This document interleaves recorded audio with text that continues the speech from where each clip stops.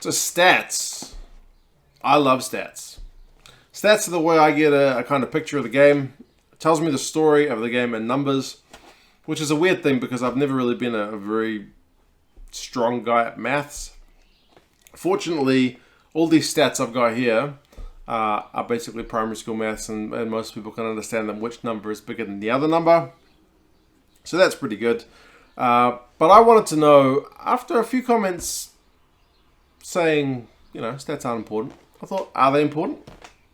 Let's have a look at the stats of the Rugby Championship plus that third Bledisloe game. So 13 games, all Southern Hemisphere rugby. And let's see which stats tell us a story about who is more likely to win. Is there a particular stat that outshines the others, or are they all pretty much a mixed bag? I'll go through the bottom to the kind of top stats, which are important to win. I'll looking at tackling percentage, possession and territory, turnovers conceded, set piece results, so success rate for scrum and line-out, penalties conceded, and tries scored. So which of these are the most important? Because they all seem pretty important on paper. But just to see if there's any pattern as to which stat is the key one to get right in order to win. I had my own ideas going into it, and some of them kind of paid off, and some of them not so much. They kind of tell a bit of a different story. But it'll be also interesting to look going forward at some of the non-Southern Hemisphere rugby, perhaps the November games, a mix of North and South, and then maybe Six Nations, to see if their stats tell a different story from these ones, because there's kind of a clear picture with most of these. I'll start with apparently the least important stat to win games. And in the Rugby Championship, plus that third Bledisloe, it was possession and territory. Of the 13 games I'm looking at, only 3 times did the team with more possession and territory go on to win the game. All the other games, the team with less ball and played more game in their own half ended up getting a result. What does that tell us? You don't need the ball to win, or perhaps what you do with the ball is more important than how long you have the ball. It probably speaks a little bit to the style of play, but broken field play, you don't need that to be in the opposition 22 very long if you're kind of hitting them on the counter, which we've seen a lot of teams do in the Rugby Championship. So I guess that makes sense. But 3 out of 13 seems exceptionally low, but I guess that makes sense.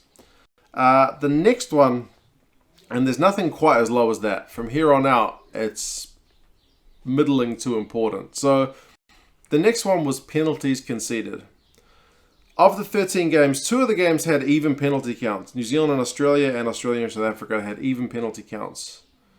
But excluding those 2 results, and I'm looking at penalties kind of in a reverse manner, so you want fewer penalties rather than more penalties. You want to be conceding fewer penalties. So did the team who concede fewer penalties win the game? Yes, 5 out of 13 times. So remember, 2 of those were draws. So it's almost 50-50. There's no clear pattern there. Conceding fewer penalties will win the game? Maybe, maybe not. It's a surprising one in that you would have thought, when you're conceding penalties, it means you're under pressure or you're making silly errors. You're giving away territory, you're potentially giving away points in the form of a try or 3 points. But at 5 out of 13 plus 2 evens, there's no clear pattern there. It doesn't seem to make a whole heck of difference. Next one, tries. Now we're getting up in numbers here, so we are seeing a pretty clear pattern here, and that tries are important. Again, there were 2 games where we had 2 even scores with tries. For 9 out of the 13 games, tries were for the winning team. If you scored more tries, you won the game. And that makes sense. That makes absolute crystal clear sense. But it's not the number one deciding factor. Tries win games 9 out of the 13 times. Tries were your number one stat, or your deciding stat. But then that means for those other games, those other 4, it was decided somehow by the boot. Because the other games were either tied up for tries, or the team with fewer tries ended up getting a result due to better kicking. And if you're a New Zealand and South Africa fan, you'll know one game I'm talking about. So, yeah, 9 out of 13 was the try stat. So, important, but not the be-all and end-all. So, where's the be-all and end-all? The other 3 stats are all tied at 11 out of 13 times.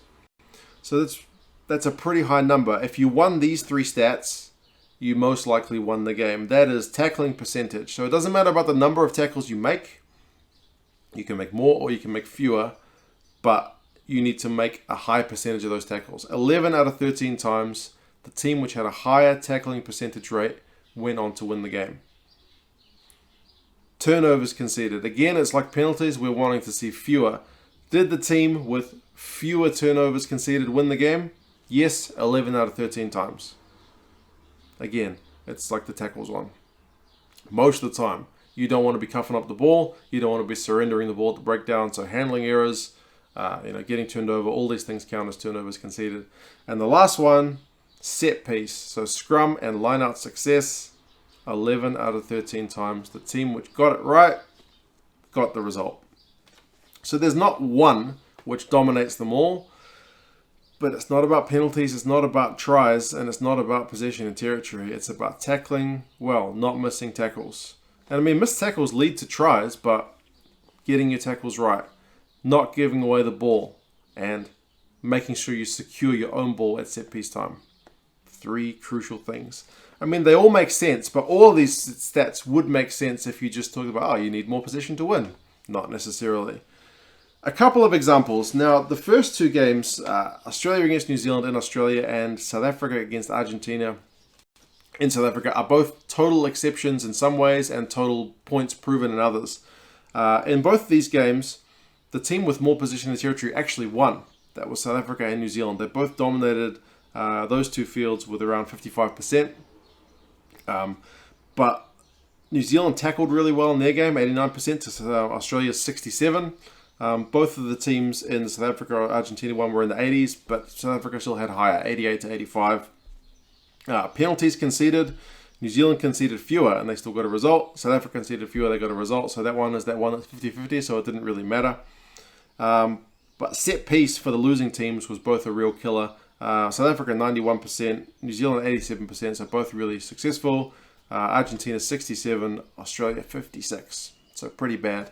And tries were decisive. 6 tries to 3 for South Africa, 6 tries to 1 for New Zealand against Australia. So those games and turnovers were there as well. Those games went, all the stats are important, but then there were some real outliers. The game where Australia beat South Africa, Australia had less territory, possession was identical, but less territory. They had lower on tackling percentage, but only by 3%, 83 to 86. They conceded 1 more penalty, 10 to 9. Their set piece was poorer at 78% success to 82. So all pretty similar, but Australia on the wrong end of most of those stats and still managed to get a win. And then there's that famous victory with the Springboks over New Zealand. The stats in this one are ridiculous. New Zealand 73% possession, 79% territory. South Africa tackled at a greater percent, 83 to New Zealand's 80, which ended up being crucial. And man, the amount of tackles South Africa made, 196 to 49. Not a stat I was looking at for the number of tackles, but despite making all those extra tackles, South Africa managed to get a higher percent. New Zealand only had to make a handful, but they were missing more. Penalties conceded, South Africa 10, New Zealand 3. And turnovers, they had fewer turnovers conceded, the Springboks, which I guess kind of makes sense if you got less ball. There's less time to be turned over. But, yeah, I mean, you look at the stats in that game, and New Zealand apparently should have won, but they ended up losing by 2 points. So, yeah, I thought it was an interesting one to look at. It does tell us a bit of a story that some of the less kind of sexy stuff is the more important stuff, making your tackles, good scrums, good lineouts, all the stuff that the coaches really, really drill in. But yeah, don't have to score that many tries. Don't have to worry about penalties, and you certainly don't need to worry about possession and territory because that doesn't seem to be a factor. That being said, we will have a look some point in the future at other nations, not just the Rugby Championship ones, because this is only telling the story of these 4 teams over these 13 games, so it is a really limited source set of information, but we'll go forward, have a look, and see if these kind of trends continue. You guys let me know your thoughts. What other stats perhaps here haven't been covered? ESPN doesn't cover everything. I should say it is ESPN that gets all these stats, in case I haven't said that already. Yeah, which stats do you think are important? Which of these results are surprising? Do you even like stats? I like stats. I admit. If you're a stats fan, you should be looking at the, if you don't know them already, by some miracle you don't know them, the 1014. Put them into your YouTube search bar, because those guys are doing an excellent job of tactical and stats analysis, far better than probably anyone else on YouTube and Sky Sports. So do have a look at them. But yeah, what do you guys think about these stats? And yeah, let me know your thoughts. I'll talk to you again soon. See you later.